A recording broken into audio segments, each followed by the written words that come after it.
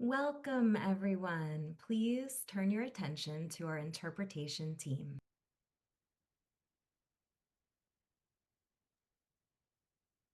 Thank you so much.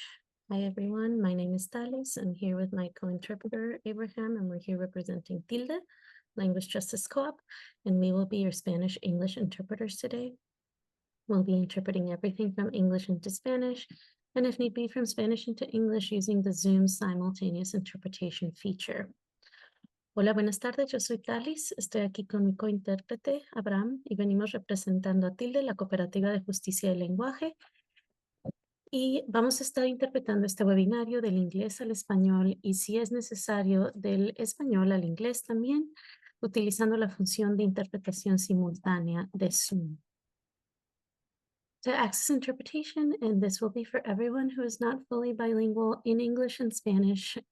If you're not fluent in Spanish, you're going to want to join the English channel. And you can do so if you're here via a computer. You should see a little globe at the bottom center of your Zoom screen that says interpretation. You can click on that little globe, and there you'll be able to join the English channel. If you're not seeing that globe, or if you're here via smartphone or tablet, then you can click on the three little dots at the bottom right corner of your Zoom app that say more. You click on those three dots, select language interpretation, and there you'll be able to join the English channel as well.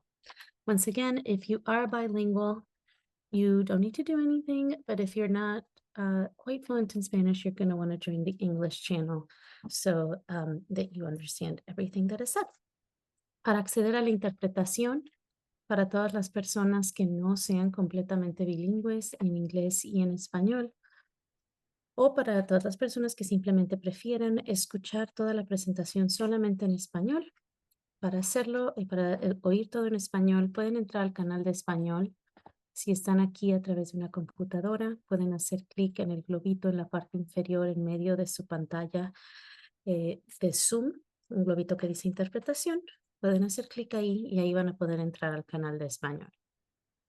Si no ven ese globito o si están aquí a través de un teléfono inteligente o una tableta, entonces pueden hacer clic en los tres puntitos en la parte inferior derecha, los tres puntitos que dicen más, y pueden seleccionar interpretación de idiomas y de nuevo ahí van a poder entrar al canal de español. Si son bilingües en inglés y español no necesitan hacer nada, pero si prefieren solamente escuchar en español, por favor, adelante y seleccionen el canal de español. Just a friendly reminder to all speakers today to please speak at a moderate pace, maybe a little slower, taking pauses, taking breaths, so that we're able to follow along and interpret your full message. We're interpreting everything simultaneously, so following us along as you go. So if you can take some breaths so that we're able to keep up, we really appreciate that. Les recordamos a los oradores, por favor, hablar a un ritmo moderado para que les podamos seguir e interpretar su mensaje completo. Lastly, if there are any issues with interpretation, please let us know through the chat and we will help you out as soon as we can. Por último, si hay algún problema con la interpretación, por favor díganos a través del chat y les ayudaremos en cuanto podamos. In a couple seconds, you will see that little globe pop up once we turn on interpretation. So please, as soon as that globe pops up, please go ahead and select your language channel. The globe will appear in just a couple of seconds. It hasn't been turned on yet. Thank you. En unos segundos va a aparecer el globito donde van a poder hacer clic y seleccionar su canal de interpretación. Una vez que se enciende ese globito, por favor, adelante y seleccionen su idioma. Muchísimas gracias. Thank you so much. Back to you. Interpretation has been enabled. Thank you. Thank you so much to Talis and Abe for offering your services in this space. Take a moment to select your language in the interpretation pod. So, hello, and welcome to the 6th annual and final National Prevention Town Hall. My name is Casey Keene, Director of Prevention with the National Resource Center on Domestic Violence. Before we begin, we'd like to review some brief housekeeping notes with you. As you use the chat and the Q&A features, please be mindful of privacy and accessibility issues. As much as possible, the presenters and chat monitor will read aloud comments or questions for interpretation to offer a more accessible experience for all participants. This event features live captioning. You can access this feature by clicking the Show Captions icon at the bottom of your screen. We are recording this event and will send the recording to participants as soon as it becomes available. And please reach out to our staff if you're experiencing any accessibility or technical issues, and we'll do our best to help you. Next slide, please. Back in 2020, which seems like a lifetime ago, NRCDV hosted our first regional National Prevention Town Hall in the Midwest. We gathered together advocates and change makers in that region and followed their lead in identifying the emerging issues that should be explored and the innovative work that should be lifted up. The first event focused on the integration of intervention and prevention into one mission. And since then, each region has continued to build on that theme, going deeper into what it means to advance collective liberation and to build solidarity across movements and across sectors. We are at a much different place now, for sure, but the call to action is louder than ever. We know that there is power in our connectedness and true possibility for meaningful change in our collaboration. In the spirit of that vision, this town hall draws on the wisdom of past events and brings together all regions across the country. We hope that this space will be a microcosm of the larger work we know we must do together. Let's learn from and lean on each other today and every day going forward. So without further ado, next slide, please. It is my absolute pleasure to welcome my friend and National IPV Prevention Council member, Justin Carter, who will set the stage for this journey.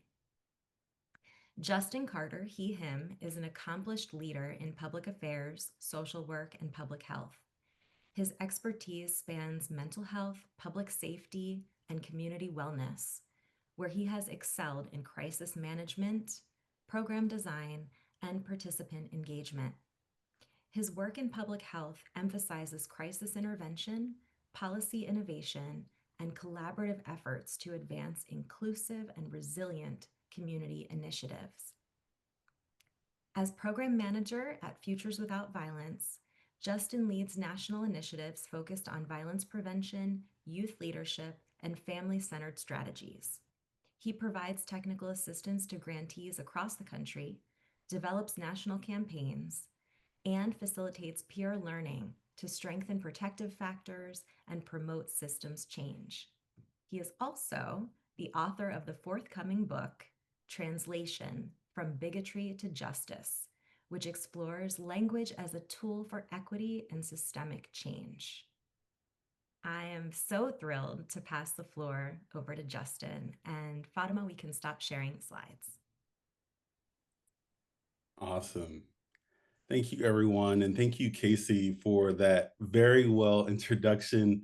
It's kind of weird listening to yourself or listening about yourself, and I'll go, oh, that seems like a pretty cool guy. So happy to be here. And thank you for allowing me to hopefully speak some truth with everybody.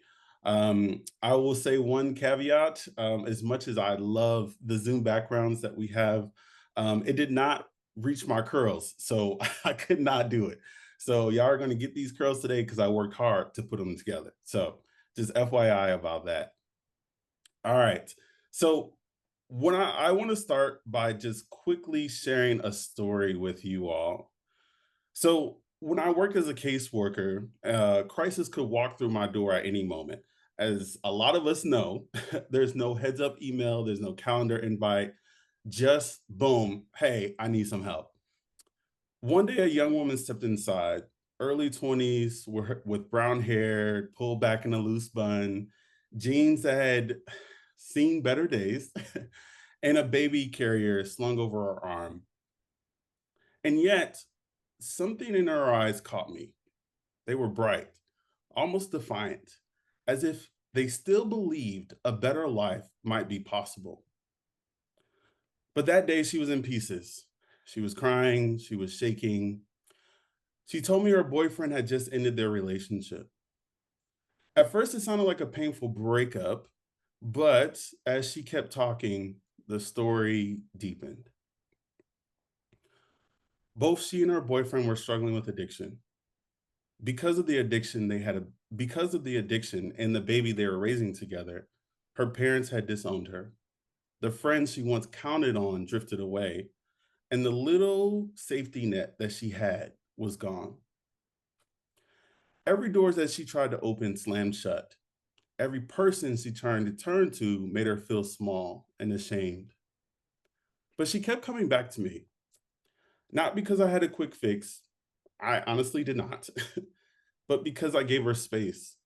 Space to cry without being told to stop, space to rage without being shut down, and space to breathe, and for a moment to not have it all together. And little by little, I watched flickers of possibility return. Tiny plans for next steps. They were fragile, they were hesitant, but they were hers.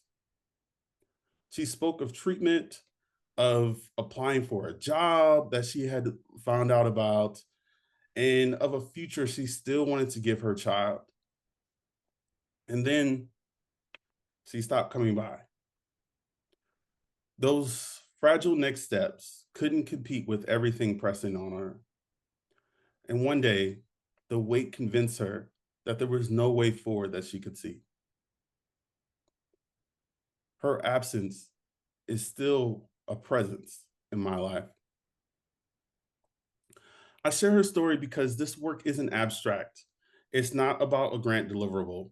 It's about fighting for people's ability to choose their own next step. And even when the world keeps taking that choice away. Many faith traditions teach that human beings are created with free will. And I'm not talking about free will as in, what do I have for dinner, or deciding to binge watch a Netflix show or whatever it might be. I mean the sacred ability to choose who you want to become, how you live, and what you believe. Free will is a divine gift. It allows us to love, to change, to resist, to build.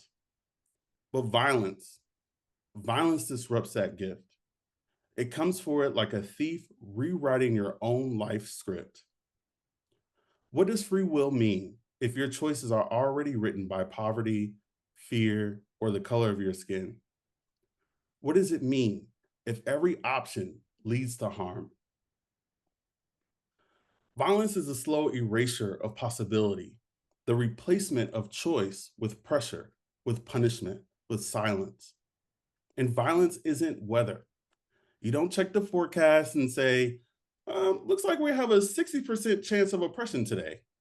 Violence does not work like that. Violence is made by people, which means it can be unmade by people. So here's how I define violence. Violence is anything that takes away your ability to choose for yourself by force. That force can be physical, it can be emotional, it can be systematic. Sometimes it's loud and sometimes it's silent. But it always works in the same way, by erasing the ability to choose your own reality. Think again about the young woman I just talked about. Her harm wasn't just her parents' actions or her partners. It was the lack of resources, the policies and structures that narrowed her life before she ever walked through my door. If violence is the removal of choice, then prevention is about restoring it. Whether you're a school counselor, a policy analyst, a grassroots organizer, a nurse, a pastor, an artist, a business owner, or a 19-year-old youth organizer with a cracked iPhone screen, the goal is the same. Make sure people have the freedom to decide their own lives. I've been doing this work since I was 20 years old. I've seen violence from every angle: the classroom, campus, neighborhoods, nationally. Violence doesn't happen in neat little steps. It's one continuous current. In real life, harm is happening here, someone is responding over there, and someone else is dismantling the system that made that harm possible all at once. And that's why we need everybody. The breath of violence demands the breath of response, and restoring choice is our rallying point. There's a practice I return to again and again. Hell, I'm even writing a book about it. Shameless plug. I call it translation. Translation is how we carry truth across boundaries, from lived experience to the places where decisions are made, without watering it down or losing its meaning. It carries truth across people, across systems, across time. Translation makes the voices of those closest to the harm, make sure those voices are closest to the harm are heard clearly, even when the systems they speak to don't share the same language. It keeps the current connected. It stops us from finding violence in isolated pockets while still thinking we are all in this together. And when the goal is restoring choice, translation is the bridge that makes collaboration possible and the guardrail that keeps it honest. That bridge, translation, is also how we practice what philosopher Alain Badiou calls fidelity to truth. Badiou puts it this way: there are only bodies and languages except there are truths. And I love that. It means that beyond everything we can touch or describe, there is a reality that stands on its own, truth that isn't just an opinion or language. Badiou calls our response to that reality fidelity to truth. It means holding on to what is real, even when it's hard or unpopular. And when we carry that reality into places of power and refuse to let it be softened, we stay rooted in what is. So if violence is the removal of choice, then translation is the way we practice that fidelity. Every time we stand in the reality of truth and refuse to let it be watered down, we stay faithful to what is real, restoring choice. So let me ask you this. Where in your work, in your policies, in your conversations, can you protect choice? Where can you expand it? Where can you restore it? Because the truth is this: violence is anything that takes away your ability to choose. It is the removal of choice. Our shared work is to stay relentless and committed to making sure that sacred gift of free will belongs to everyone. So as I come to a close, I want to end by asking you all to imagine something with me. Not a statistic, not a policy proposal, a world. A world where we did more than understand the truth about violence, we acted on it together, long enough to change the very conditions that we live in. A world where the next generation doesn't have to unlearn the things that harmed us because they never had to live through them in the first place. If that feels far away, and it can, let's take a moment to go there. What I want you to do is close your eyes if it helps. Picture a kitchen table in the year 2045 with the sunlight spilling on a book and a 14-year-old girl that looks at her father and asks a question that stops him in his tracks. And for this, I'm going to have two special guests, Ariana and Glenn, to help us imagine this world.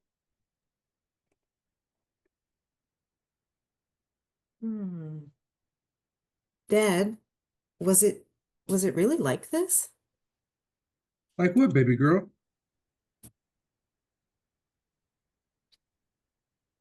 This book says people used to be afraid to go outside, that kids did lockdown drills in schools, that whole communities were ignored, and that if you were poor or black or gay, you were more likely to be hurt or just erased. Was it really this violent?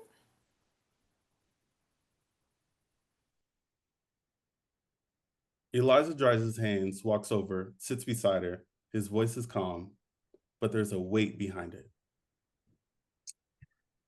Yeah, baby girl, it was, but not always in the way that people think.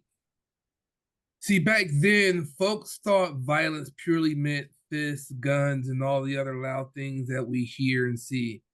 But we came to understand something much, much deeper. Violence is essentially the removal of choice. What do you mean? Let's see, I mean, when your zip code decides whether you live or die, when your gender decides whether you're heard, when your skin decides whether you're safe, when you grow up without freedom to dream, without access to change your life, that's violence. So, what changed? How did we get here from all of that to now? Well, we stopped pretending.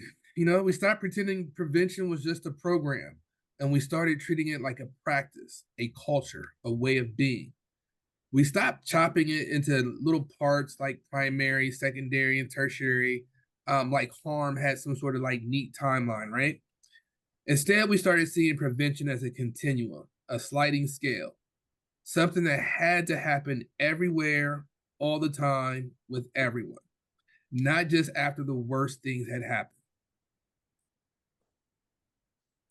Oh, is that why we don't have jails anymore? Well, we redefined what safety was, not as punishment, but as a possibility. We dismantled what didn't work, the jails, the policing, and some of those systems. And we invested in what did work, things like empathy, community, and healing. We didn't build more walls, we built networks. And we translated justice into a language known by all.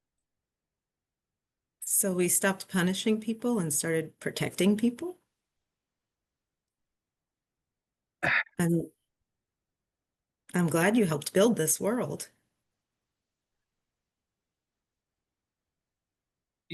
I'm just so happy that we finally got to this place, and I'm happy that this is a world that you get to live in. And in the quiet warmth of a sunlight kitchen, between the world that was and the world that could be, they sit together. Thank y'all for helping me out. And I'm going to go ahead and close this out by just saying a couple last words for everybody. The future that we just described isn't a fantasy. It's the sum of the choices we make, the fidelity that we keep right now. And if we commit to protecting and restoring choice every single day, then maybe someone's child will be able to ask, was it really like this? And we'll be able to answer, yes, it was. And we chose to make it different. May the choices we protect today make the question possible and make the answer a story of freedom. Thank you.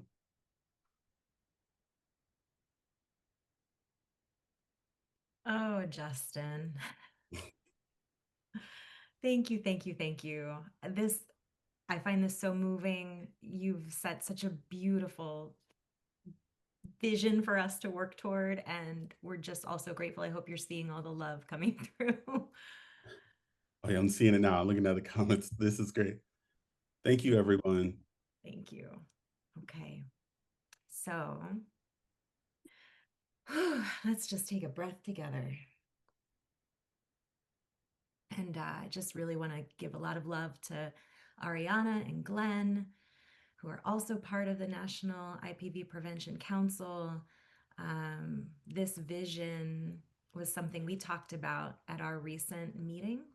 This photograph you're seeing on your screen is from our recent meeting where we convened in New Orleans to start to decide what we do now. What do we do now? So this year's National Prevention Town Hall was lovingly planned by the council. The Council is a national network of survivors, advocates, and organizers from across the United States, convened by the National Resource Center on Domestic Violence. And this group is working together to advance a unified national prevention agenda. In their 3-year strategic plan, the Council prioritized the tasks of 1, reimagining prevention in resonant ways, which is what you heard Justin speaking to, and 2, sharing resources and building connections to advance prevention. We can move to the next slide, please.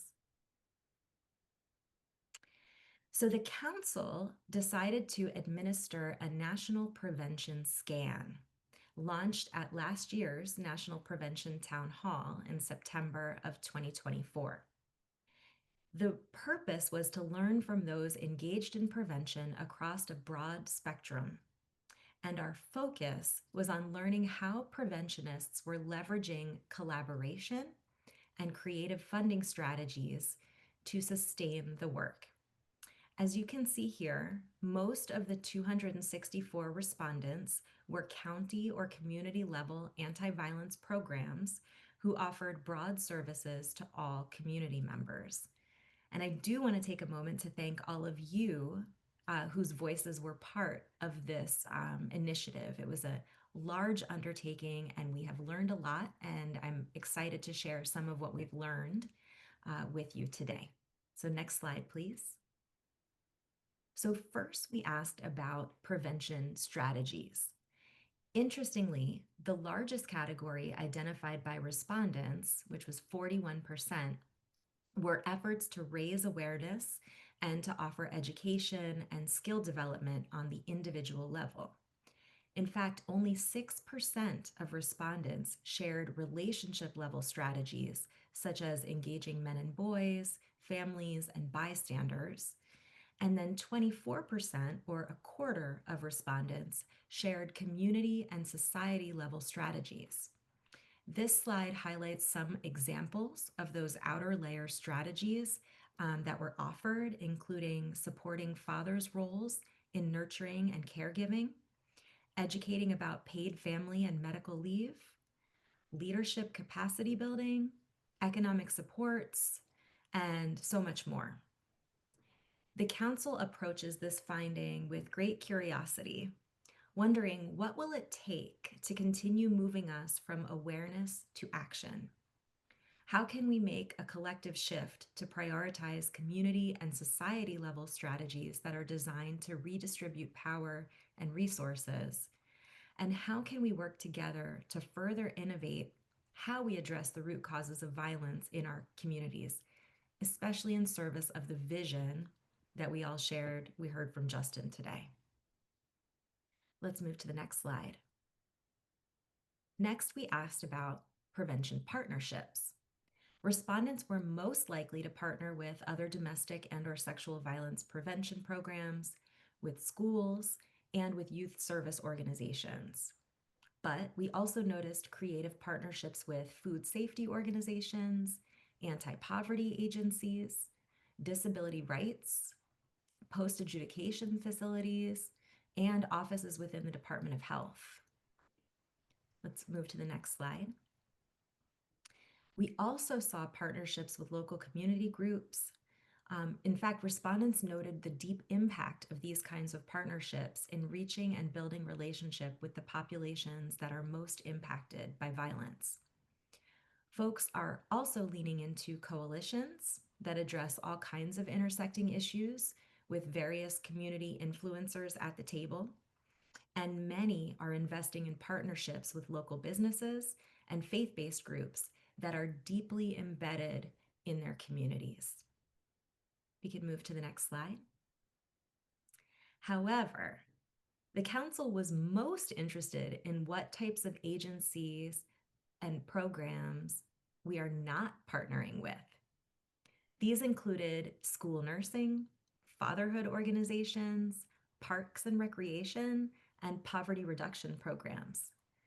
Additionally, individual respondents wrote in to name land trusts, job corps, community arts programs, home visitor programs, and transformative practice organizations as partners.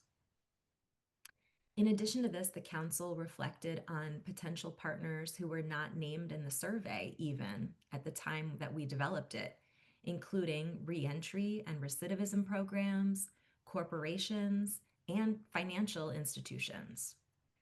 This is where we see great potential for partnerships that can bring in the critical mass needed to advance meaningful change at the relationship, community, and societal levels. Similarly, the Council noticed that respondents were least likely to identify efforts to advance certain prevention strategies through collaboration, including cultural preservation, restorative practices, peacemaking, place-based initiatives, greening and neighborhood development, and labor organizing work. These very strategies are actually ones that are best achieved through collaborative relationships with community-based partners, and they represent a significant opportunity to nurture new relationships in the field. These are the unlikely partnerships where we see a great look at a great opportunity for potential. We can move to the next slide. So the Council has developed a full report of the prevention scan data, which you can expect to see very soon. We're working on publishing it and making it available. Inside the report, the Council offers 4 key recommendations. Today, I want to highlight the Council's recommendation around creative prevention partnerships, which is this. There are many untapped partners with aligned values and goals that can advance meaningful change at the relationship, community, and societal levels. We must be brave and take risks to invite in new and non-traditional partners to the work. So I will say, it can feel risky to invite new partners to the table. But at this point in time, we must prioritize growth over comfort. We must be willing to expand because the only other option is to retreat, and that is simply not who we are. With that, we are excited to move to today's panel. So we can advance to the next slide. This panel will feature preventionists in our movement who are engaged in innovative partnerships, many of which we've reviewed as part of the prevention scan data. In fact, most of our panelists did offer their experiences as respondents to the prevention scan, and some shared their experiences in the development of our latest Delta Impact story on collaboration, which we will share in today's closing. You are all invited to dig deeper into conversation with these folks and their collaborative partners by joining each of their learning circles that are scheduled throughout the week. So we can stop sharing the slide because it is my pleasure to introduce our panel facilitator, my friend and council member, Ashley Klein Jimenez, to the space. Hi, Ashley. Hi, Casey. Hey, so Ashley, she, her, is the Director of Prevention at Valor US, where she leads the organization's national prevention portfolio, including Prevent Connect. She has more than 20 years of experience advancing sexual and intimate partner violence prevention through training, technical assistance, and community-centered strategies. Ashley is passionate about building collaborative networks, supporting prevention practitioners, and uplifting approaches that foster safety, equity, and connection across communities. She is also the proud mother to 4 mini pigs. So pig questions are also welcome. Okay, without further ado, I'm going to pass the floor to you, Ashley, and I will begin to bring the panelists into the room. Amazing. Thank you so much, Casey. And hi, everyone. I'm so happy to be here with you all. We have a big panel today, which is so exciting because there's so much wisdom in this Zoom. So I want to start to just let you know who's here, and then we'll hear from each of the panelists. And I have to say that the powerful and beautiful frame that Justin gave us, I really think that making collaboration part of prevention seems to be part of restoring choice in people's lives. So I'm definitely going to take that into this conversation. But I'm so excited to be joined today by Samantha Kaloy, Cynthia Roberts, Ariana Spiegel, Amanda Barrett, Joe Myers, Glenn Harris, Samantha McWinney, and Tanji Reese. All people whose work around collaboration inspires me and hopefully will inspire you all. So we have some questions, and I'd like to just start off by posing the first one and hearing from each one of you. And so I just said your names out loud, but that doesn't necessarily mean that we know who each of you is. So I'd love if you would just start off by introducing yourself and telling us a bit about the collaboration that you're involved in that you'd like to share about today. So I'm going to start with Samantha Kaloy. Hello, everyone. I am Samantha Kaloy. I am the Director of Programs here at the Tennessee Coalition. And I'm going to be talking about our collaboration that we are doing as we're trying to get paid leave passed or expanded in Tennessee.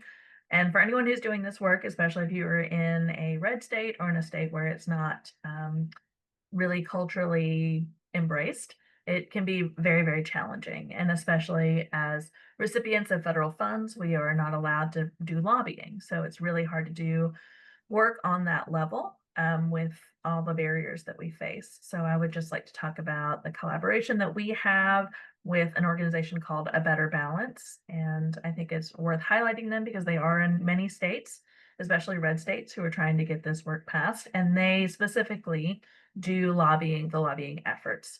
So we partner with them to provide them education and outreach, specifically to violence prevention, economic justice policies as a form of violence prevention, which informs their work. And then we are able to focus more on, one of the things that was mentioned was the labor organizing, which is something I'm really passionate and excited about thinking about doing. And so then that frees us up to do more of that work.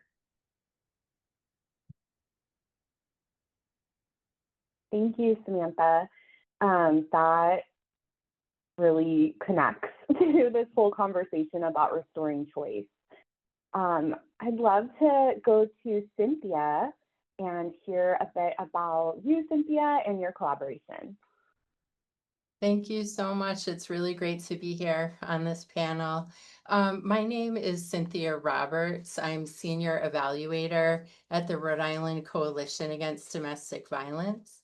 And the collaboration about which I'll be speaking today is the longstanding 20+ year prevention collaboration with the Women's Resource Center in Newport, Rhode Island. This primary prevention work that we've been doing together has been supported by CDC's Delta funding for over 20 years. And the WRC became the backbone agency for a health equity zone here in Rhode Island about 10 years ago. And the WRC was able to become that backbone because of all the community work and the primary prevention capacity that they had built for so many years. And I just want to read a little something about what health equity zones are here in Rhode Island. There's about a dozen of them. And it's to build a healthy and resilient Rhode Island by investing in communities and their capacity to affect change, honoring the expertise of those who live and work in those communities, and challenging systems and structures that perpetuate health inequities. That's how the Rhode Island Department of Health describes it. And in the lived experience of it, it's really true to that in terms of the values that the health equity zone folks use to implement this work. And lastly, I would say that during an extensive needs assessment about 10 years ago, residents identified green and open space as a priority that they wanted the Newport Health Equity Zone to work on. And that was among other things like transportation, food justice, economic justice, housing. And then we were really fortunate when the CDC funding specifically was looking for states and communities to partner on greening urban spaces strategies. So that's a little bit of what I'll be talking about today, is the RICH partnership to increase green and open space in Newport. Thank you. Thanks, Cynthia. And not just like a rich partnership, but such a sustained partnership. When you said 20 years and the WRC has been the backbone for the health equity zone for 10 years, that's incredible. So excited to hear more. Can we go, Ariana Spiegel, can we hear from you? Hi, everybody. My name is Ariana, she, her pronouns. I am the Prevention and Outreach Coordinator at the Illinois Coalition Against Domestic Violence, or ICADV, as you will hear me say many times. A little bit about me as a human. I was born and raised in Central Illinois. My passion for this field really started with restorative justice work in my youth. I got my undergrad at Millikan University, and I am also a proud mother to 2 spoiled pit mixes. I have been working in prevention at ICADV for over 2 years now, and I'm really excited to share about our collaboration to enhance family advocacy across different sectors of advocacy work in Illinois. So we partnered with the Children's Advocacy Centers of Illinois and Prevent Child Abuse Illinois to create a statewide cross-agency public campaign with tangible tools for advocates across sectors. So we landed on this message that we call Be the One. And this message is to be the one adult, teacher, friend, or advocate and beyond, be the one who amplifies safety, support, and healing for children, teens, and survivor parents.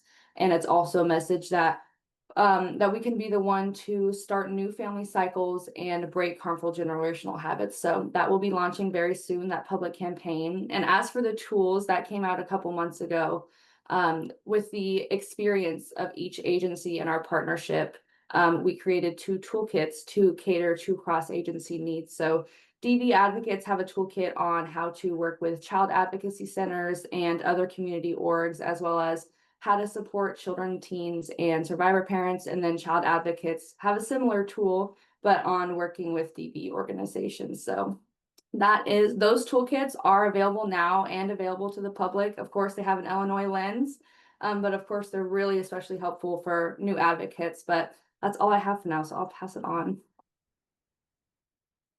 Thank you, Ariana. I'm excited to hear more about your collaboration. Anything that focuses on creating new family cycles, not based in harm, is very exciting and important for imagining that future that Ariana and Glenn so beautifully illustrated for us earlier. Amanda, would love to hear from you. Hi, everybody. My name is Amanda Barrett. I use she, her pronouns. I am the Associate Director at the Michigan Coalition to End Domestic and Sexual Violence. And I'm going to be uplifting some work between myself, Joseph, who is from Act to Change, which is a national nonprofit that works to end bullying for Asian American and Pacific Islander youth, and Paige, who was at Hope Shores Alliance, which is a local sexual assault domestic violence agency in rural Michigan, who coincidentally now, Paige works actually at the coalition with a lot of our team, with Jessica on our team, and how all of us now are in different positions, agencies, roles than when our collaboration actually started. And I do think that something that's important about that is a lot of times when a lot of us were being onboarded, people would say things like, you make relationships with the agency, not the people. And I think that's really harmful to say things like that, to like really dehumanize people. And I think that we're like an example that making relationships with people actually does matter. When we started to look at violence and we were focusing on community and connection and belonging, and we were like focused a lot on the language and how uninviting it was. And most of the spaces that we were in were so academic and really isolating. And many of us just had this imposter syndrome, like none of us should be here. None of us were saying that. We were kind of keeping that to ourselves until finally we just had like a really transparent and honest conversation. And we're like, if we're feeling like this, what are other folks feeling like? And I remember before that, some of my loneliest moments as a working adult were like doing violence prevention work. And it's so inherently like opposite of what we're saying we're trying to do, which is create like meaningful connection. So I think that after we got, you know, comfortable being more vulnerable with each other, we just focused on like, if we're really centering belonging, do we even feel like we belong? Are we honoring each other? Are we showing up for each other? And we inherited this framework that wasn't working and was harmful, and we had to shift. So I'm excited to talk a little bit about that shift today and then later in the week. Thank you. Thanks, Amanda. And you pose a really like simple but such an important question. How strong are our collaborations if people feel like they don't really belong in them? Thank you. Joe, can we hear a bit about you? Yeah, sure thing. Hello, everybody. My name is Joe Myers. I use he, him pronouns, and I'm the Prevention Director at the Delaware Coalition Against Domestic Violence. I came on board in Delaware back in 2023 at the start of Delta Ahead.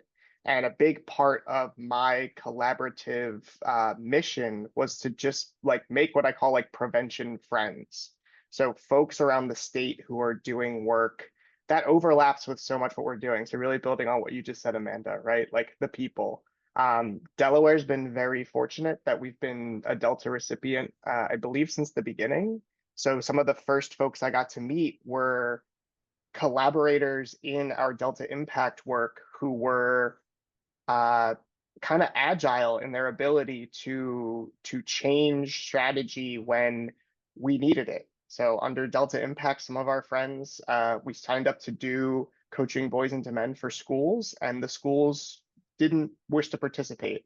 So we found a wonderful community organization who was just growing, who we were able to build this really mutual and positive relationship with, where they were able to take coaching boys into men and implement it in the community. And we were able to be a resource for them as they were kind of coming into existence. So a part of what I try to do in collaboration is just find those opportunities, find the preventative element of any intervention and just find the folks who are already working in their communities to make this work happen. Like whoever's making Delaware or their little piece of Delaware safer in some way, I hope to be a friend to them so that we can kind of share resources, share knowledge, or even just like have a friend so that when someone's like not feeling it, there's somebody who can be a cheerleader. Because at the very least, I would want to provide a positive vibe. So that's what I hope to kind of bring today. Thank you. Thank you, Joe. I'm now going to think of you as the prevention friend. I love that. Samantha McWhinney, can we hear from you? Yeah, absolutely. My name is Samantha McWhinney. I am a prevention coordinator with the Texas Council on Family Violence. And my role here is actually specific to community partnerships with non-traditional partners. So our agency works with faith leaders, businesses, libraries, bookstores. We have this sort of team motto that we believe everything is prevention and everybody has a role to play in violence prevention. So the partnership that I'm highlighting today is the partnership we have with the Zach Theater in Austin. It's actually our newest partnership, but we've been so excited to see how it's already grown and where it will continue to grow. So one of my colleagues actually saw a play at a theater one weekend, and there were themes of domestic violence in that play. And the theater had a practice of sending like a pre-show content warning, but we also saw some additional opportunities for resources and support for audience members. So we reached out and they were very eager to work with us. And since the start of our relationship, we've created additional pre and post-show emails that contain information about IPV and how to find local resources. We've created graphics for lobby posters with scannable QR codes with information and resources. We facilitated post-show discussions with the audience about domestic violence. And they've even been so kind as to offer to host our agency for an evening at the theater. And we have future plans to provide training to their staff who work with young people in theater camps and theater classes over the summer, and then work with them to take this model to theaters across the state. We're really, really honored to be partners with the SAC Theater, and I'm really excited to share more about it today and later this week. Samantha, that sounds like a really exciting collaboration, and I love the idea that you can find prevention everywhere and everyone has a role. And that feels also like such a good bridge to introduce Tanji. Tanji, we just had a conversation about theater and about how everyone has a role to play in prevention. So hi, it's good to see you again. Hi, Ashley. Hi, everyone. I'm so happy to be here with you all. Definitely a firm believer that prevention can be everywhere and that we all have a role. And I'm also happy to be with fellow prevention friends. So thank you, Joe, for that language. I'm going to use it even more. My name is Tanji Reese, and I'm the founder and executive director of 1124. I'm located in Detroit, and that's where our programming is based. So we do work all over. 1124 was founded in 2018. Because I really believe truly in prevention, but also believe that prevention should include everyone. And so I really made it a mission to do that through storytelling, media literacy, through pop culture, in many different ways, and especially through partnership. So our partnership story came because we didn't have space. Organization did not had our first office this past summer in 2024. So we didn't have a space to have our programming. We were kind of hopping around to different local organizations. But at that time, as a not just preventionist, but also business owner, I needed to pay some bills, and I worked at a fitness studio. And so the owner also agreed to support the work that we were doing. So we held wellness events for young people. Because as chance would have it, the fitness studio was employed by all young people except for me. And so we had a great partnership with Live Cycle Delight, where we would combine wellness, fitness, healthy eating, mental health, along with prevention education and talking about healthy relationships and conflict. So we did that, and then that expanded to another local business called Detroit Pizza Bar, because we wanted to make sure we were touching different parts of Detroit. And at Detroit Pizza Bar, they also held space for us. We all know that third spaces are going away. People are gathering or not really gathering in spaces. So this not only allowed us to have space to have our programming, but it also just increased gathering space. And Detroit Pizza Bar is great. They host many local organizations. And they support the work that we've been doing. So I'm excited to talk about ways to partner with local businesses, to be able to use space, but also to be able to ingrain prevention education in places that we usually don't do that. Thanks, Tanji. And it's so exciting to see you and hear you talk about putting that idea that everyone has a role in prevention into practice in your community with like very different collaborative partners, but it just makes sense. So I'm excited to hear more. Okay, and Glenn, I didn't realize that you were an actor, but you have proven that that's exactly what you are. So will you tell us a little bit about your collaboration? Absolutely. My name is Glenn Harris. I am the Director of Prevention with the Ohio Domestic Violence Network. Historically, I've built a career off of engaging men and boys. So prior to being in the IPV space, I spent quite a bit of time in the reentry arena and the fatherhood arena. When I got introduced to the opportunity here with the Ohio Domestic Violence Network, I had no idea what a preventionist was. And come and behold, I've been a preventionist for over 20 years and didn't know it. I was preventing, guys from, not being involved with their kids. I was preventing guys from not going back to incarceration. I was preventing young people from being high school dropouts, and that list just goes on and on. Once I got introduced to this work and a lot of the CDC material, connecting the dots, the risks and protective factors, our light bulb went on for me. And I said, this is the missing component in a lot of the work that I had done historically, whether it be fatherhood, whether it be reentry, whether it be mentoring. So I went back and reconnected with all those communities that I had, previous relationships with. And one of those being fatherhood. So we're going to highlight the relationship we have with the fatherhood community. And it's kind of a dual layered partnership. So at a macro level, I think we're the only state in the country that has what's called the Ohio Commission on Fatherhood. So it's funded by state statute, and we have a commission that provides funding to communities to do fatherhood work. And then at the local level, we are working with an agency known as Action for Children, who is in a parenting ed organization. So they do a lot of parenting ed. They do divorce seminars. They work in the Head Start space, so on and so forth, working with young people and families. They also have a fatherhood program that's called Father Up. Ironically, 20 years ago, I helped launch that program, so intimately familiar with that program. And the gentleman who directs that program was someone I hired. So I went back to him and said, hey, bud, got the perfect component for you. I got the missing piece. So we started talking, we started collaborating. That led to being invited back into the fatherhood space to provide some IPV training and education to fathers going through the program. After about a year or so of doing that, they were able to get a federal justice grant called the FIRE grant, which is Family Focused, Integrated, Resilient, and Essential, I think it is the acronym for FIRE. But it's a federal grant to do fatherhood programs across the country that incorporates job readiness and different components like that. So we were adding a domestic violence prevention component to that particular program, and have had great success. So we spent the first 5 years of the 5-year funding period to co-write a new curriculum. So they have a curriculum they call Father Up, which now includes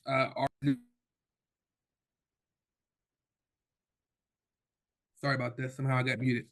So here's a copy of the curriculum that we just developed that includes both fatherhood parenting skills as well as IPV prevention education. And then we just went in for a new 5-year funding for a new funding period, which we're going to develop a train-the-trainer program so that the program can be shared with others across the country. The unique thing is, I think the difference in why this relationship has worked is just a different approach to engaging men around domestic violence. I think in the past, fatherhood and the domestic violence community have not seen eye to eye, so to speak, because I think there's a lot of different language barriers. But with having that prior lens of fatherhood, I think I was able to come back into that community and deliver a new message in a way that could be received from that community. And I will share more about that on Thursday during the circle. Thanks, Glenn. It's really inspiring to hear how leadership that you had done in one space was able to enhance leadership that you're doing in another space and really bring those together. And I think so. I have another question for you all, but I'm wondering, I'm kind of throwing this out there for everyone in real time, if we could reverse order. So Glenn, I don't know if you feel up to answering another question right away, but okay, I see nods. So will you continue talking a bit, Glenn, then about how this collaboration between your work at the Ohio Coalition and the fatherhood programs across the state has shifted or broadened your violence prevention work? Absolutely. So one of the things that it's done is broaden the work and really got us, during COVID, we really took a time to pause a little bit and rethink some of what we were doing. So previously, our the new playbook curriculum was about 16 hours long, so it required 2 full days, which was a big ask men to sign up to. So during COVID, we were able to take that 16-hour curriculum and break it down into 10 digestible, what we call modules, right? So maybe for one audience, one setting, we do these 3 or 4 modules. Maybe for different settings, they do all 10 modules. Some of the modules focus on leadership, things like that, which may not be, suitable for some communities. Some communities say, hey, we've only got 2 hours, so we pick the 2 modules that may fit, that particular community. We want to look at every opportunity to engage versus creating barriers for different communities to engage with us and to get this education. So what we did was we came up with called a dosage model. So instead of asking every guy in the community to sign up for this 16-hour training, we've done social media, which is like our small dosage. It's like, let's get some ideas out there. Let's get some messaging out there, to what we call courageous conversations. That's inviting guys into a space to have conversations around IPV for prevention. And then ultimately, hey, we'd love for some of you guys to come get some of this training and education, which is obviously the larger dosage. And that's something that we really had to rethink, and broaden when we do this work. It's not, guys just aren't jumping up to sign up for this type of education. Thank you. It sounds like you through the collaboration, you really understood that prevention is not one size fits all. And so giving people the choice and ability to engage in the content in a way that works for them and where they are, right? Like, we still know that it's planting seeds. Yeah. It's funny when you say that, because I remember when I first came into this space, I remember someone saying, hey, this work isn't cookie cutter. And then after about a year or two, I said, really, it is cookie cutter, right? I use the same curriculum in every community I go to, but just like a cookie cutter, depending on the season, I may change the shape a little bit. So if it's Halloween, it's a pumpkin, right? If it's Christmas, it's a Christmas tree. Same thing with the work that I do. If I'm in the fatherhood community, I'm using language that, resonates with the fatherhood community. If I'm in a reentry setting, I'm going to change the examples, change the language to those who resonate with those particular people. Thank you, Glenn. I like that. Now, but I also want a cookie now. Tanji, no, it is a really good, and Anna says that's a good analogy, a cookie cutter, but adaptable. And yeah, I think that's so smart. Thank you, Glenn. Tanji, will you talk a little bit about how the collaborations have kind of broadened or expanded, shifted, changed your violence prevention work? Yeah, I think for me, I think it's an assumption sometimes we have that we are in like our own prevention bubble, and that like our own support service bubble, or like people working bubble, and that folks outside of that won't understand or care or want to be involved. And that is really the exact opposite of what has happened. Folks wanted to be involved and felt empowered and happy and excited to be able to support in a different way. And I know for many of us prevention folks, we started off in schools and still do a whole lot of work in schools. And so that is where we spend a lot of our time. But the reality is, many young people spend 8 hours in school maybe, and the rest of their time is in community. And so the places that we were able to partner with are also in walkable neighborhoods. So not only were they in the spaces where we're having the programming, but they were like around the corner. So just knowing too that like when we embed our programming where people gather and they walk around and it's in their neighborhood, we have a better chance of reaching folks who we may not always see. And we also know many young people also aren't in school as well. And so it just offers another opportunity to, again, open our world up to folks outside of our people-centered work bubble, but also gives us the opportunity to reach young people in spaces that they gather a lot where we may not always be. I think, Tanji, something that I remember being a young person and like not exactly loving being at school. So anything that was brought into school, I was like automatically, rolling my eyes about.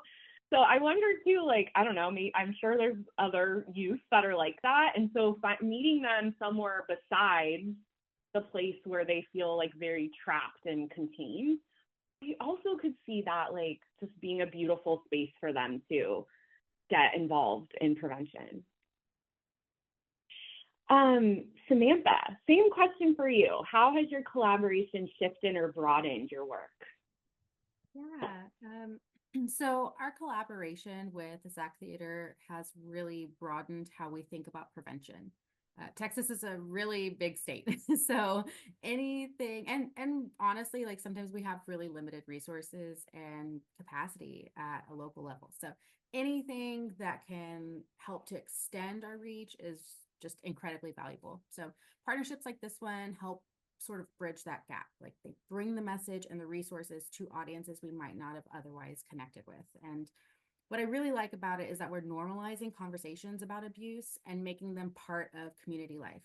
So we're also realizing that we're sort of mirroring what's happening on a local level.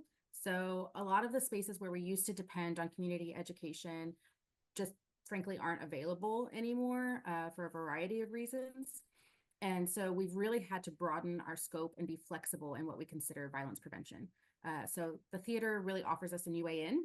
It's a cultural space where we have honest depictions of healthy and unhealthy relationships, and that can be paired with real life resources and community supports. So if we believe that domestic violence is truly a community issue, then the violence prevention component has to be a community approach. And so by working with the arts sector, we're not only humanizing the issue, but we're also showing that prevention belongs in every sector of community life and it's not just the work of DV coalitions or DV agencies. That's really cool. I mean, there's so much art does depict harm. And so what is that shift? Like, again, I keep going back to get to that world that was illustrated for us at the beginning of our time together today. Like, what are those shifts that need to happen? And it seems like that's a major one. Thanks, Samantha. Joe, same question for you. How has this collaboration shifted or expanded your prevention work? Yeah, I think it was really helpful because I was coming to Delaware from having never done state level work before, and kind of the opposite of Texas. Delaware is very small, but a lot of our population is centered in the north, and then we have a lot of rural folks in the south. And coming in, it was I tried to come in with like a humble perspective of like I'm a beginner in this state, so I need to meet people who are doing the work, who are making these things happen. So our partner organization is a group called Network Connect, whose focus is on community violence. So they were creating a third space. They were in the community engaging folks. So coming to meet them from that humble perspective is like they're the people who know their communities. They're a part of it. They're members of it. They know what interventions work or won't work. So like I can come to them with a box and say, here's coaching boys into men, or here's this intervention, and they can look at it and go, this works, this won't, or they can do what they know is correct. So I think that's what's been very helpful, is to go into a community not as just like myself as a preventionist, but to get outside that bubble and be like, what does it actually mean to be a partner in this space? So really stepping back or stepping in, or just being on the outside, right? When someone says, we got it from here, Joe, you're helping us this way. I think that was really important, because when the work is happening somewhere, recognizing it and not like, I don't know, overworking the soup or anything like that, right? Like you just kind of, if folks are doing it, then be that support that they need, not whatever I think my grant says I need to be.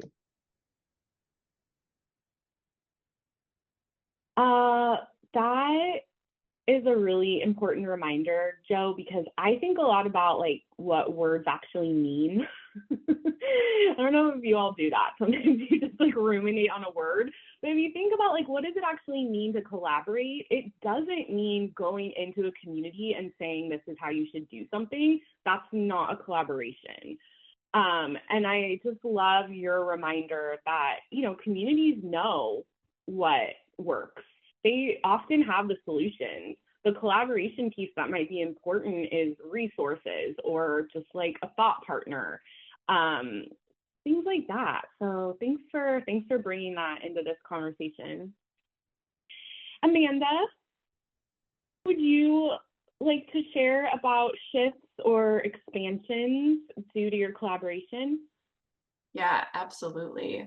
I think one of the first things that we did internally was like, kind of take a critical hard look at who's even on your prevention team and who's not, right? Like, what does that look like? And for a long time, that like meant people who are traditionally public health funded, yet we know all of these other aspects prevent violence. It's like, well, why aren't they in our weekly team meeting? Then they're like doing amazing work, and why aren't we even working together internally, like as an agency? And then really having conversations about there's so many ways that we prevent violence, but there's sometimes such a narrow focus on what ends up getting funded, and doing this work to like really honor that people have been preventing violence since before anyone on our team was even born. And so how do we go on this journey together to repair a lot of harm and hurt that's happened from the professionalization of a lot of the work that ends up being done? And we like had a look at what's our goal. Like, we really want to reach people. Why are like, who do we want here? Who isn't here right now? Who are we reaching? Why aren't people coming? And we got a lot of feedback that like people didn't feel like the spaces were for them. Like, the language was a huge barrier. We wanted to reduce barriers, right? We didn't want people to have to decode information. Nobody wants to be in a space where they're like doing all this calculus on trying to figure out what is happening.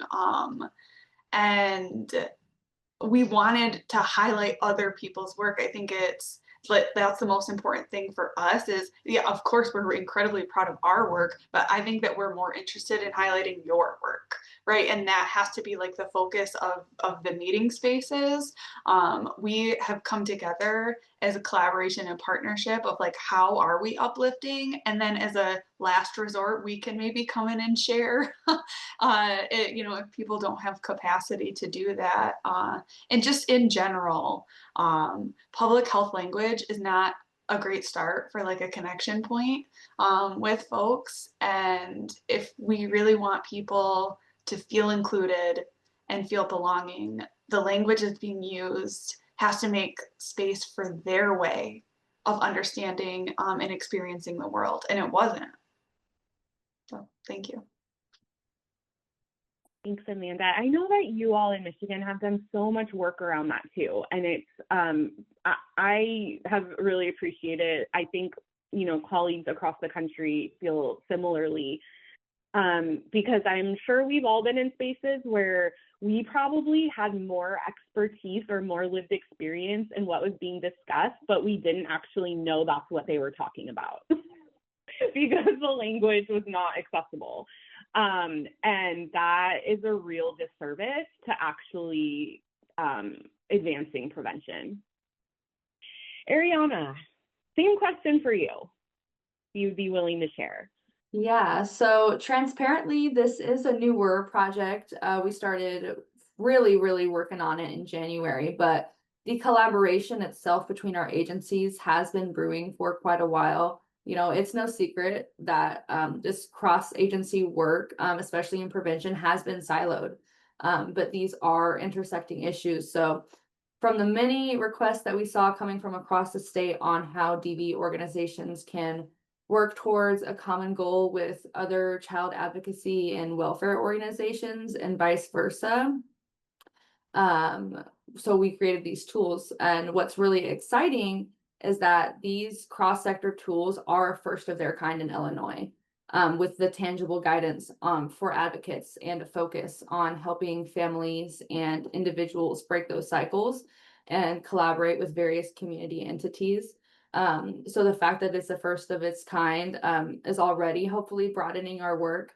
And our hope is that advocates also utilize these tools to break those silos between their organizations and work together now that they have some tools to get them started. And the tools we talk about, faith-based partners, school systems, of course, the relationship between DV organizations and child advocacy centers, as well as collaborating with and engaging youth as leaders in prevention. We also hope that advocates use this to broaden their prevention efforts across the state by setting standards, not just in our field, but within the public as well, for how we treat children and teens experiencing trauma, and spreading the information on the signs and symptoms of abuse of minors, and continuing to broaden our work together within communities. And finally, we hope that it serves as a reminder that though DV advocates and children's advocates have hard jobs, we all have really hard jobs, we are meant to do it together. So, ultimately, creating these tangible tools that support the incredible work that various advocates are already engaged in will help the professionals across the state, get on the same page and work towards shared goals and messages together. Thanks. Thanks, Ariana. Yeah, and your point about silos, when things have been siloed for so long, it really does feel like you have to go back to just what does it look like to build a relationship? What does it look like to talk about shared values and shared goals? I'm excited to dig into some of your resources that you all have produced. Thank you. Cynthia, how about for such a long-standing, collaboration, I feel like there's probably been different shifts and expansions over the years. Would you talk a little bit about what you've seen? Yes, thank you. And I just want to say it's so interesting to hear what everybody else is saying, and it's just making so many things fire for me. Yeah, so I guess I'd like to highlight a few changes that have happened that really go across many aspects of the work, including the greening work that's being done. And that includes things like de-siloing, humanizing the work, having the work be more place-based and longer-term relationship-based. And some examples of that include things like residents over the years have been supported through the health equity zone work and the Delta work to become community health workers and work in their own community, doing things they actually used to do for free and getting paid for it through community health worker dollars and getting the certification. So a big role that the Women's Resource Center was holding for quite a long time now and continues to is how to build capacity within the neighborhoods so that when this funding goes away, the people living there are equipped to do the work and be paid for it too, so that it's sustainable. So another example is there have been initiatives to connect with the doula work that's happening in Rhode Island. And so I was thinking about people I see from the Newport Health Equity Zone residents who have played different roles and who are now leaders in legislation around funding doulas in our state, through our health insurance. So there's been a lot of changes that go across so many areas, but a spark might be people, meet each other at the farmers market, the new farmers market that got activated in the neighborhood, or there's more ways to utilize resources across the entire community, not just allocated to the two neighborhoods where people live, but for example, people live 2 miles from the ocean but don't necessarily have transportation to get to the beach. So there's just been a lot of opening up of natural resources, and also the partners who have partnered with the Women's Resource Center for many years have changed. They have told us and shown us that they've changed the way they do their work. So for example, there's one group called Bike Newport, and most of their efforts now are focused in the health equity zone neighborhoods.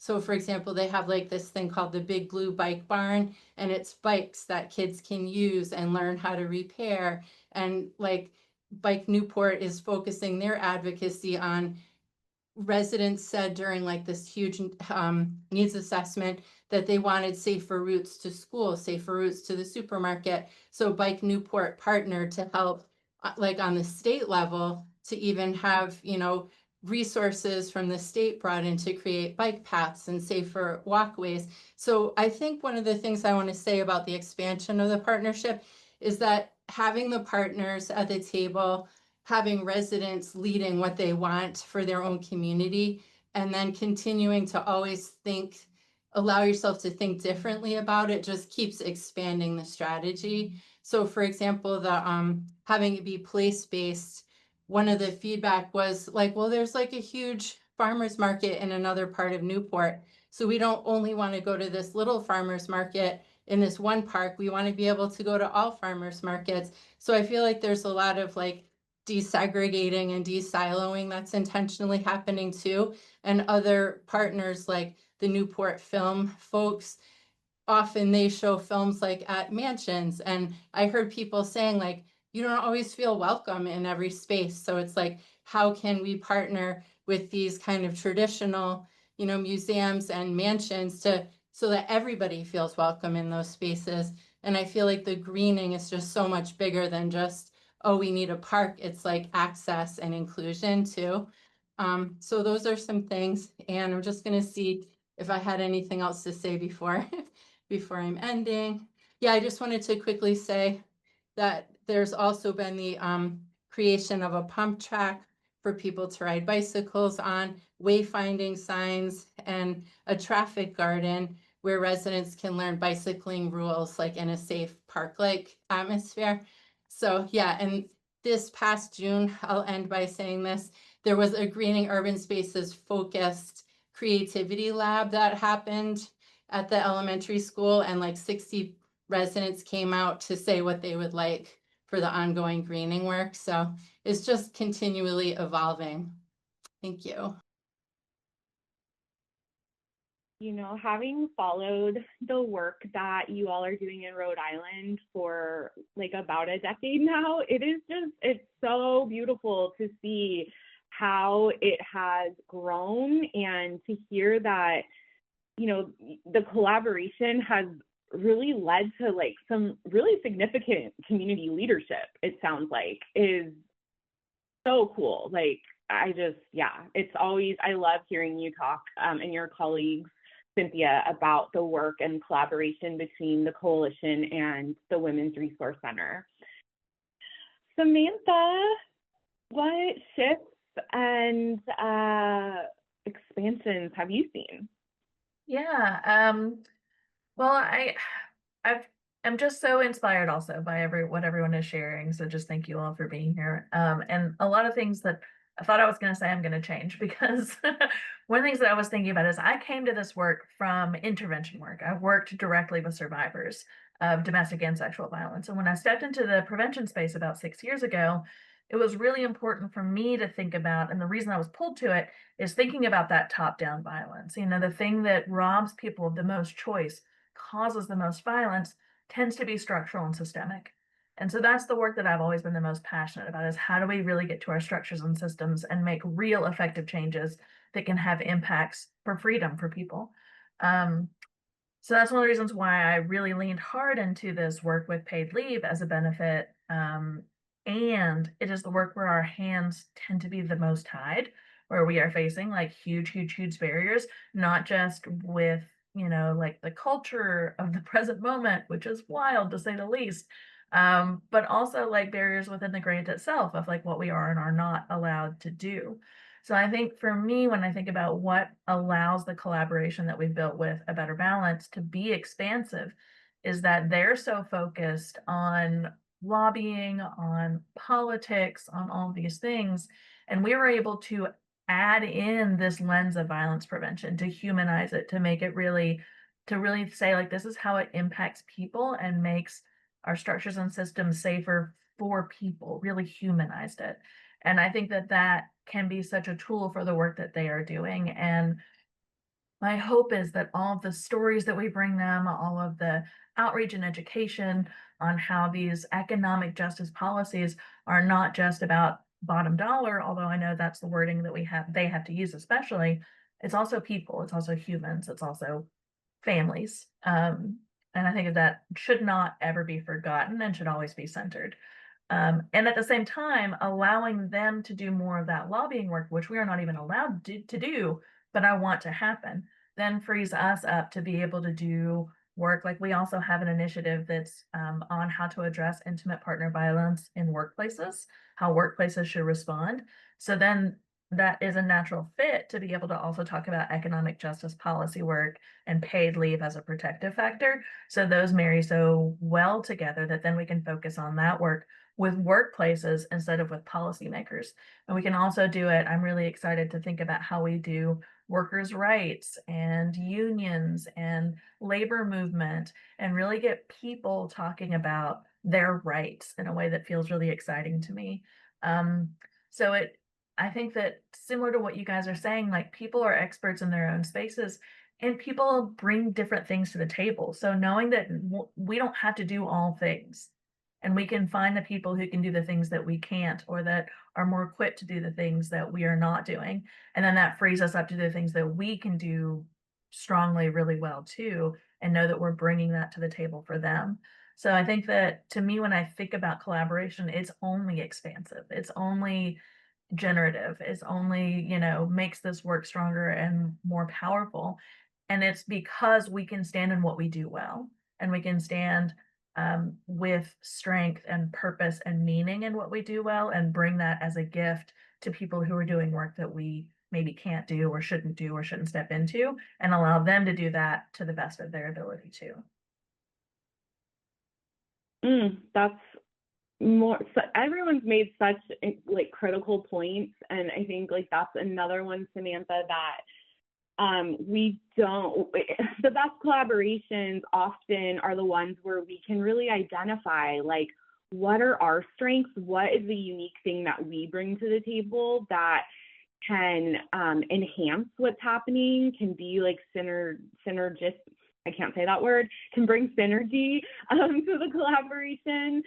And I think sometimes like as nonprofits, we are so used to doing everything that we forget that, the beauty of a collaboration is that you don't have to do it all alone. And I think your point, Tanji, you talked about storytelling as well.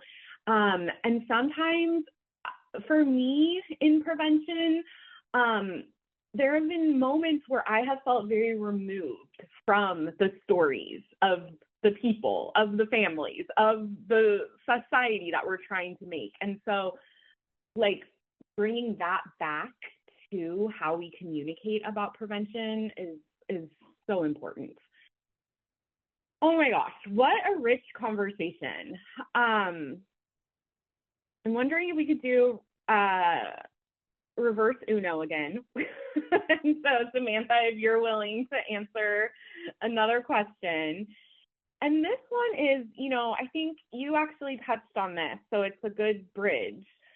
We're up against a lot. We're in the future, like, and I mean by future, I mean like the next 5 minutes even can feel very uncertain. And so what is your kind of like hope for how your collaboration will help sustain this prevention work in a current time where we are in an uncertain future?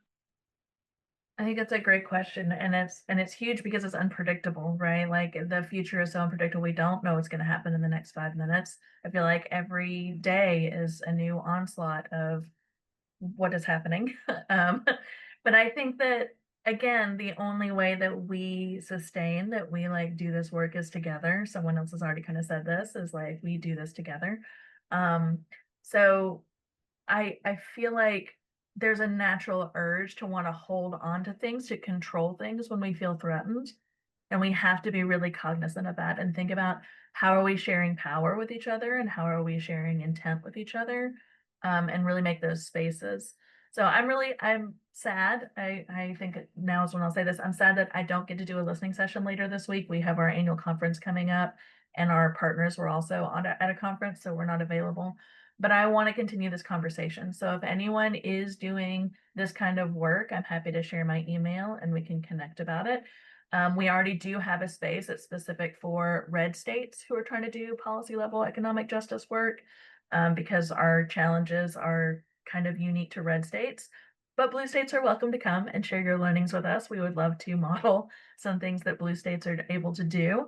So if you're interested in joining that collaborative, I think that these kind of spaces that we carve out for each other are how we sustain, and reminding each other when it's hard, especially when it's hard, that we're not in this alone, that we have each other's backs. And to someone else's point, this work didn't just start in the 90s when it became federally funded. This work has existed for a long, long, long time and will continue no matter what. Like they can do whatever they want. I'm going to be doing this work. So reminding each other of that, helping each other hold true to that, I think is how we sustain. So I don't know if that fully answers the question, but it's just kind of what's on my heart right now. No, that's great. And your words gave me comfort. Also, I have to, throw it back to Joe's comment about find your prevention friends. And the next several days in this space that NRCDV has created for us, that's a beautiful time. If you're feeling disconnected, if you're feeling isolated, if you're feeling like you're not surrounded by people who understand, like this is a good opportunity maybe to find those people. Cynthia, what is your hope for how this collaboration can sustain in an uncertain time? Yeah, I still do believe it comes back to relationships and like learning together and being flexible for and staying true to our values. So one of the things that I feel like is naturally happening with the relationship between the RCDV and the WRC and all the like huge partnership of the HES is I just have seen when we meet with each other, people are just so happy to be with each other, like being in person, having food together, being in spaces with each other physically. I think the pandemic really created a lot of challenges for meeting the way, in the way we used to. So I'm noticing that people are turning to the most basic relationship and togetherness kind of things.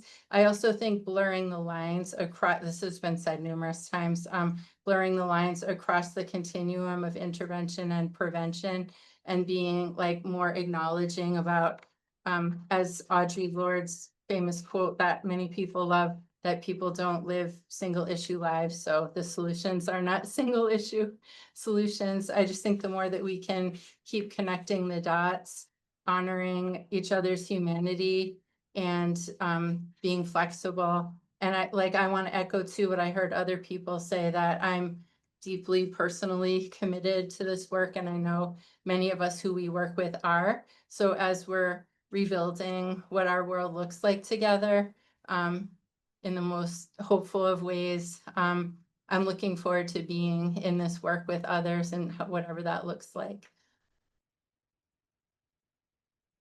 Thank you, Cynthia. That's all. I feel all of that so much. Ariana, what about you?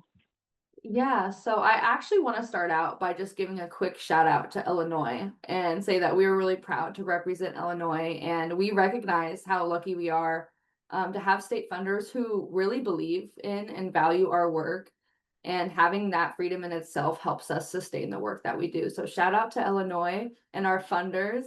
Our big goal for the Be the One campaign is that the message itself is sustainable, that it centers the values in our work and encourages viewers to think through a survivor-centered lens and to be the one to break the cycle, to notice a child in need and beyond. And those cross-agency perspectives in our partnership really made that happen. What's also important that I wanted to bring to the forefront to remember is that awareness can often be the catalyst for change, especially in the prevention field where we're thinking primary, secondary, tertiary.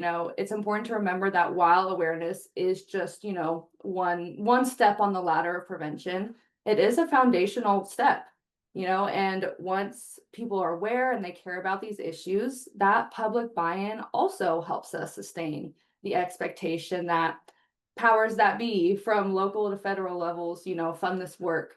and messages like this, because it's worth funding, because it's worth caring about.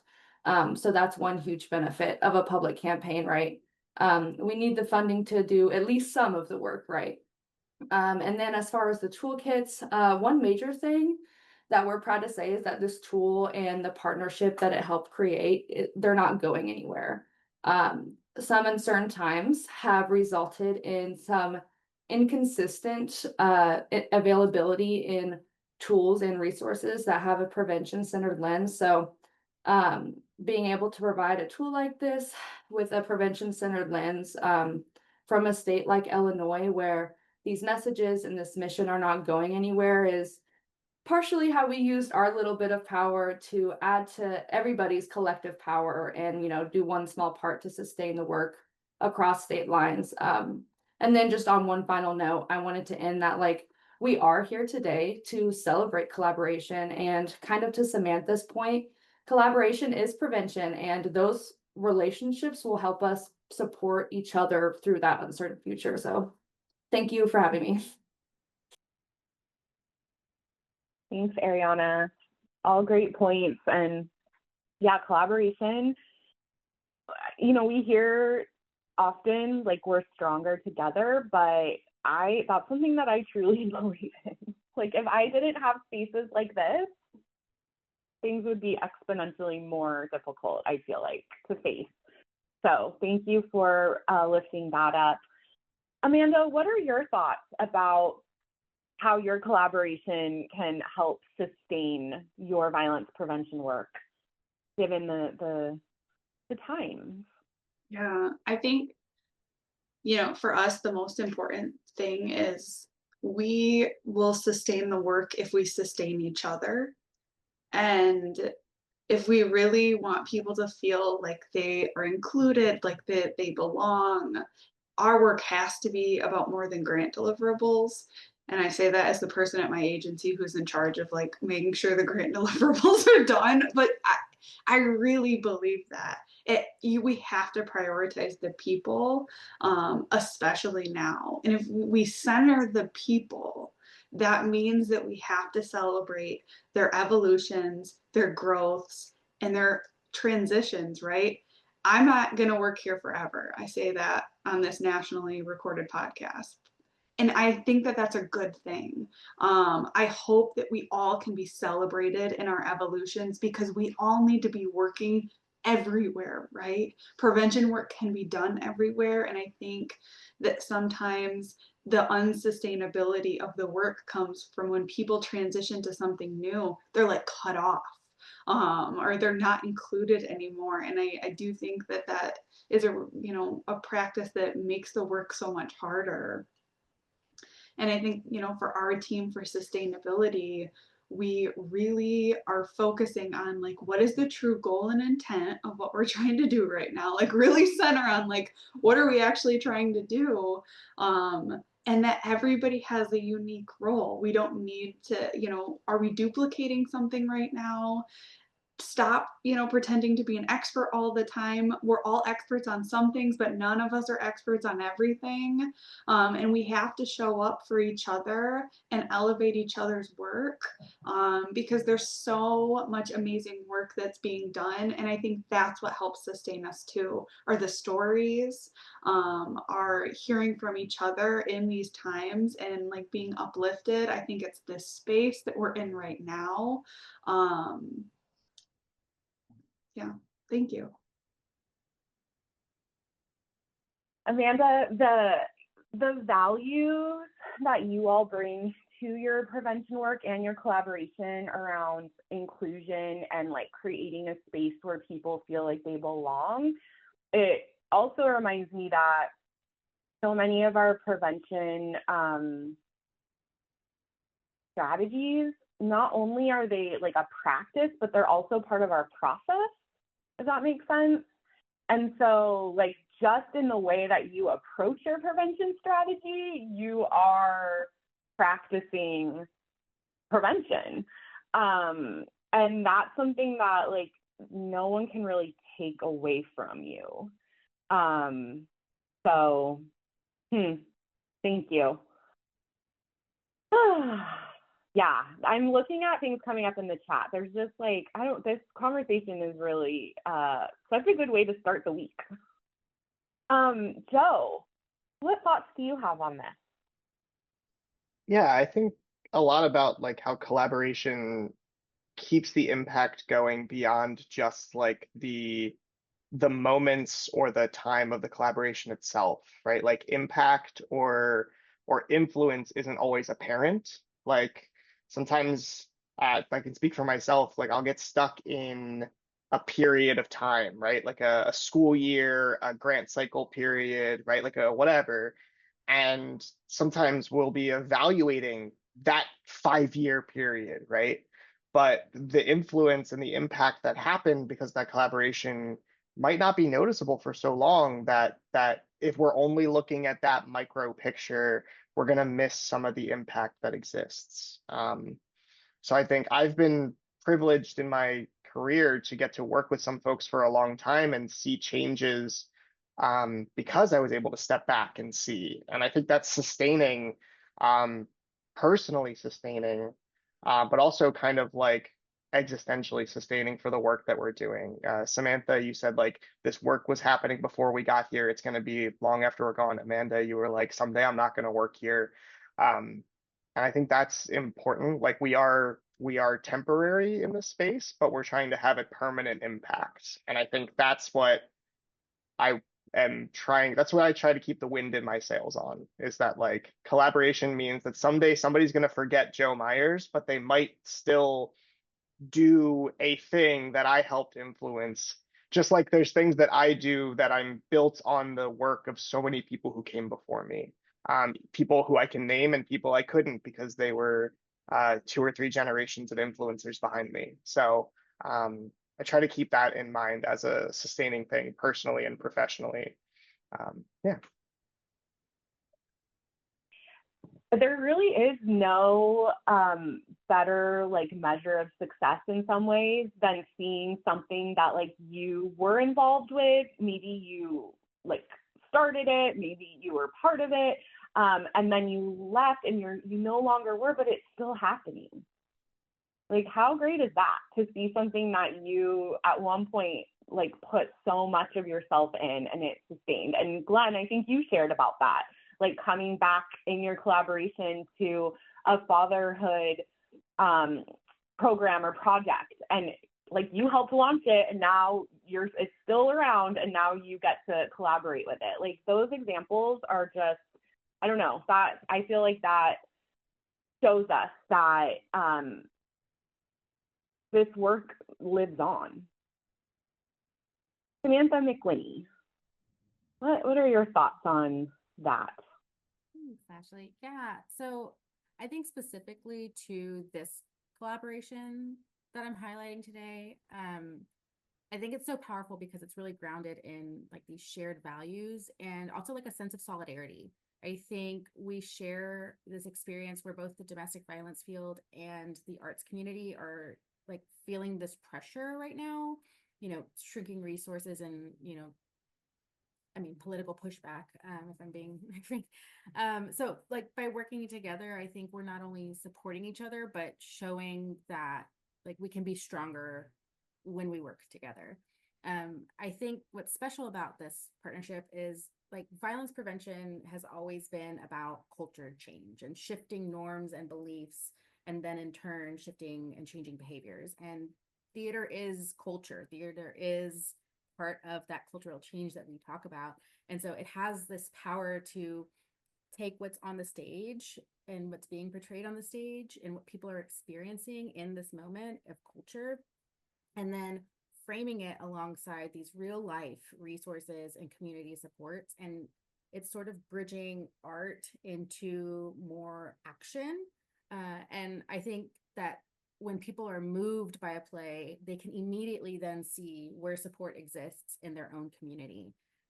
So more broadly, I think integrated partnerships like this shift the responsibility of violence prevention off of only the local domestic violence program or only the state coalition, and it places it on the whole community. It's more about collective ownership and everybody playing a role. No pun intended, I guess. Part of sustaining the work and sustaining the work we do is being a good steward of our resources and knowing the limits of our capacity as an organization and as an individual. And so I think when we recognize what other resources in the community exist and we leverage all of that knowledge, then we can create these cooperative relationships, and it adds a layer of safety for survivors. And so taking away, if funding ebbs and flows, and that won't matter, won't feel as big to us, because the shift in culture, the visibility of resources, and the solidarity that we feel with these partners that is created with these partnerships, it makes the work both sustainable and deeply rooted in our community. Thank you, Samantha. Yeah, a couple comments coming up in the chat. Collective ownership, so important. I love that phrase or term. And Cynthia, knowing our limits is an element of sustainability. That's so true too. And also just like your specific collaboration, Samantha, art really speaks to people differently than individuals, than words. It can transcend feelings, biases, all sorts of things. So it's also such like a powerful tool in prevention. Thank you. Tanji, what do you think about your collaboration and how it can help sustain your work with 1124? Yeah, so like I mentioned, when we started our collaboration, we were really figuring things out even without an office. So a lot of the resources that many organizations have had, we just didn't have them. And even down to grant funding, like not even getting our first grant funding until 2023. So we have always had to find ways to pivot, to build relationships, to connect with folks, and to be creative in the way that we do our work, and also be okay with our work looking different day to day, month to month, year to year. And knowing that the main thing is that we know we want to be here and we believe in the work that we're doing. And so sometimes it's definitely resourceful where we are able to do all the things that we want to do. And sometimes it's just not. And we do have to get creative. And our collaboration really was birthed from that. It was birthed from a lack of space, but it also gave us opportunity to connect with folks that we may not have been able to connect with. The other fortunate part is that we partner with a pizza place. So we were able to get food, which we know a lot of government funding does not pay for that. So we were able to get some, resources in that way as well. And it's just I think for us, a constant reminder of like our lives, like I said, outside of our movement bubble, and knowing that like, our people can also support the work that we're doing. So when 1124 was founded, it was founded by my loved ones, by my family and friends, and people who are around me who believed in this work. And so they were there in the beginning, and I believe that they will continue to be there. And so I will keep doing it as long as folks are here supporting, but also knowing that sometimes it's just not always going to look like that. And that's okay. But Ash and I were talking maybe like a couple weeks ago about this thing too around relationship. And I've heard everyone on the panel mention like how we really do need each other. And we really do have to lean in with each other, share resources, be willing to be rooted in that understanding that we have a shared goal. And in order for us to realize and actualize that shared goal, we need to be willing to lean and extend our hands to each other.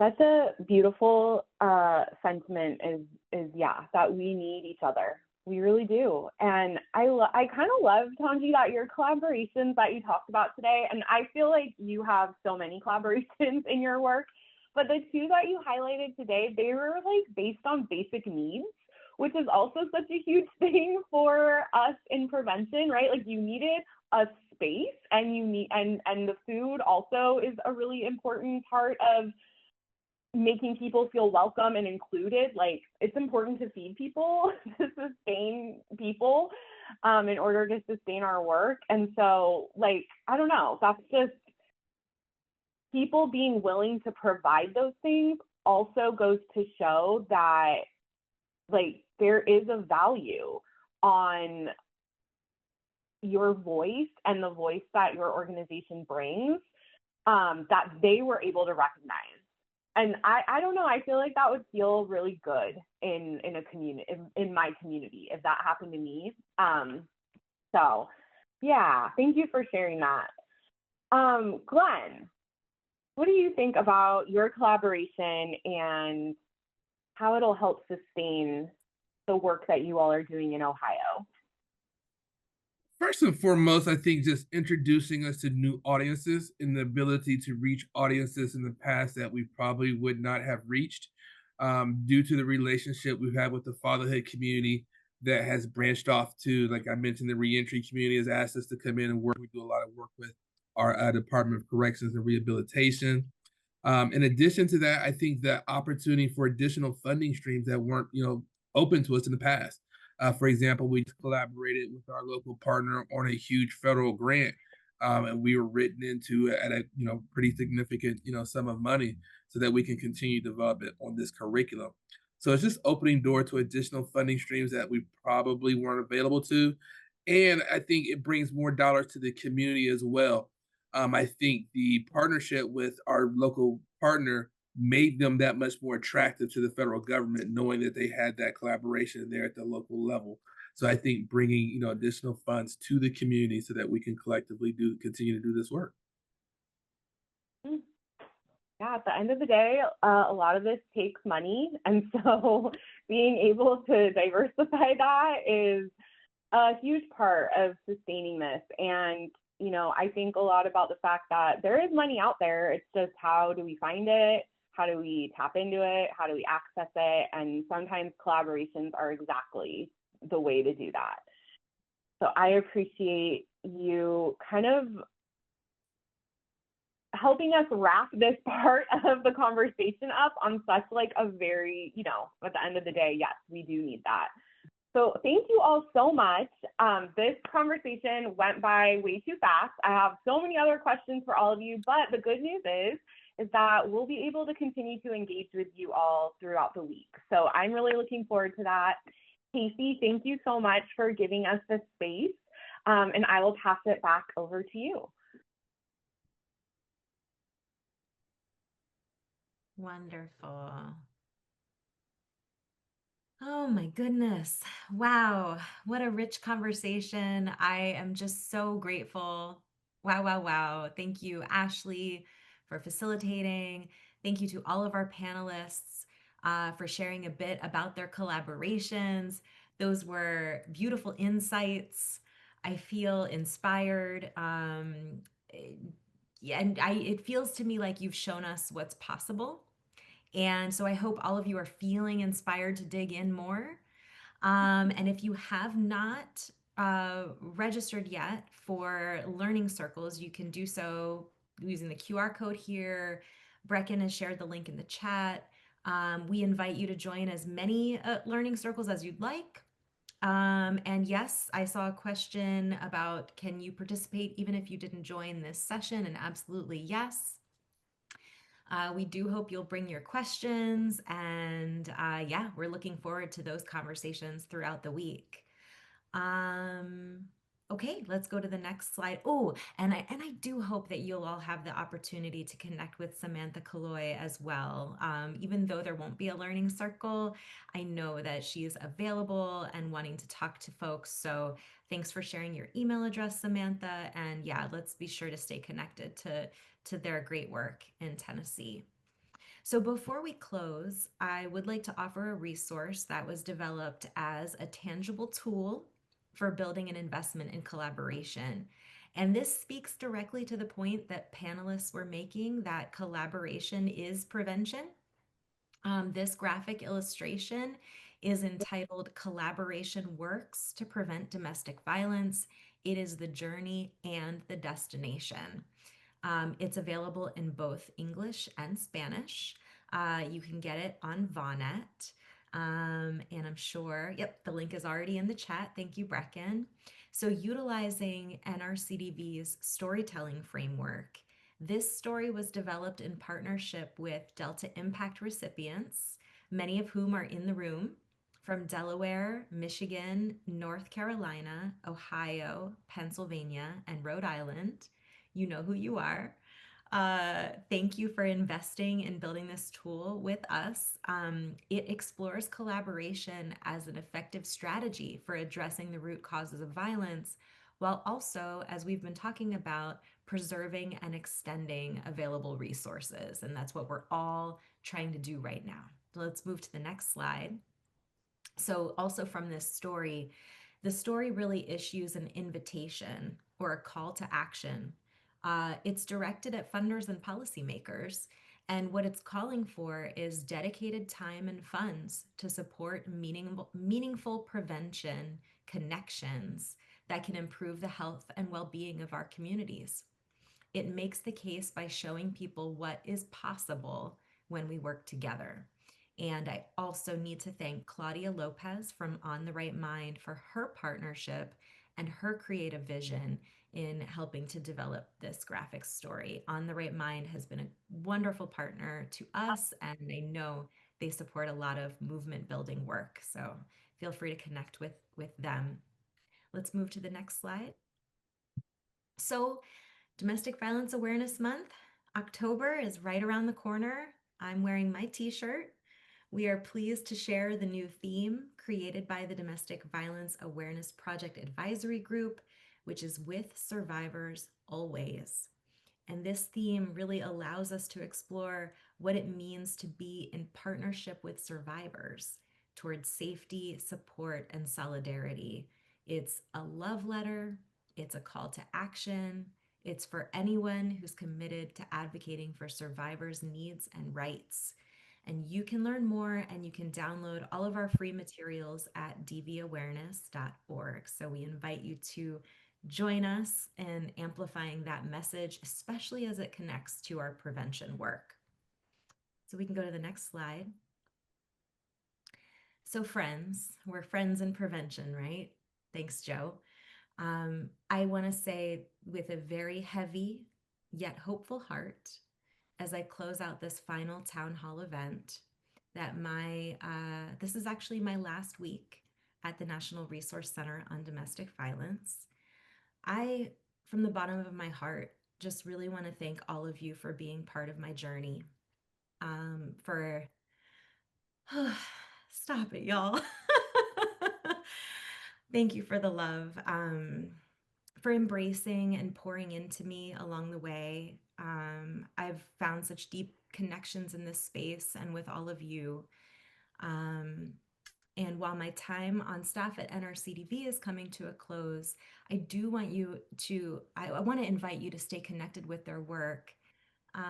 Let's go to the next slide. I've got to say that this event was made possible by a cooperative agreement between the National Resource Center on Domestic Violence and the U.S. Department of Health and Human Services, Administration for Children and Families, the Office of Family Violence Prevention and Services. Sorry to our interpreters for speeding through that. I'll take a beat. Its contents are solely the responsibility of the presenters and do not necessarily represent the official views of the U.S. Department of Health and Human Services. To our next slide. Really, I just want to offer a huge thank you to all of today's presenters, to our amazing interpretation team, and thank you to my dear colleagues at NRCDV and the National IPV Prevention Council for all of your love and support with this town hall and also over the past 24 years of making change together. So I really hope we will all keep Justin's story in our hearts as the vision that we are all working toward. And if we can keep that story alive and share it with others, I just imagine that we can get to that place. Someday we will get to that place. So before you leave, please take a moment to complete our evaluation. It's really important to us to know how this event impacted you, and any feedback that you'd like to share with us would be really, really valuable. So thank you, friends in prevention. Please take care of yourselves and each other, and we'll see you on the other side.